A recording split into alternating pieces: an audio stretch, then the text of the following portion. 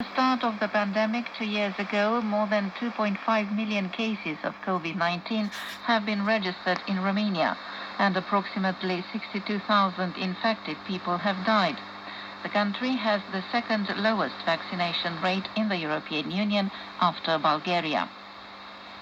The current security crisis is not just about Ukraine and European security, but about Euro-Atlantic security as a whole, Romanian Foreign Minister Bogdan Aurescu said today before the Foreign Policy Committees of the Senate and the Chamber of Deputies.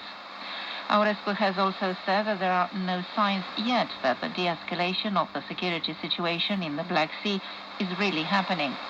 It is very important that the diplomatic efforts continue. It is equally extremely important that this de-escalation takes place concretely on the ground, Aurescu stressed. The minister has also announced that the procedure has been completed for returning to Romania the family members of diplomatic staff at the Romanian embassy in Kiev and from the consulate general in Odessa.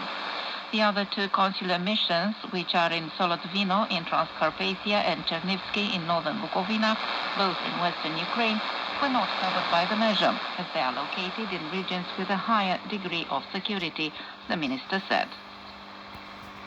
Romanian President Klaus Iohannis is taking part today in Paris at the invitation of his French counterpart Emmanuel Macron in an informal working dinner on the security situation in the Sahel.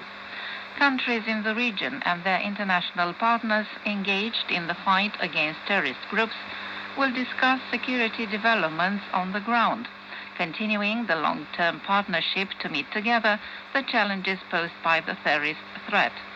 According to a statement from the presidential administration, the head of state will reiterate Romania's firm commitment to the security of the Sahel region, materialized by the country's participation in EU and UN missions in the region and the decision to take part in the Takuba force.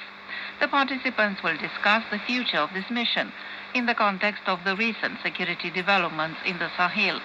After the working dinner in Paris, the President of Romania will go to Brussels, where he will participate on Thursday and Friday in the 6th European Union-African Union Summit. The Romanian Minister of Defense, Vasile Dâncu, is taking part today in a two-day meeting of the NATO foreign ministers in Brussels. According to the Ministry of National Defense, the meeting is an important milestone in the preparation of the decisions that will be adopted by the leaders of the Allied States at the Madrid summit due on June 29th and 30th. The debates will address the security situation caused by Russia's aggressive behavior in the vicinity of NATO's eastern flank and the implications for Euro-Atlantic security. Tomorrow, the Allies will have a meeting with partners from Georgia and Ukraine, where they will express their political support for these two aspiring states.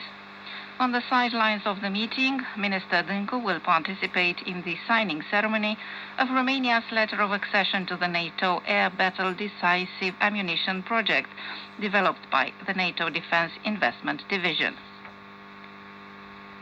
The Romanian government has gathered in session to discuss, among other things, several emergency ordinances intended to support small and medium enterprises severely affected during the 2 years of the pandemic.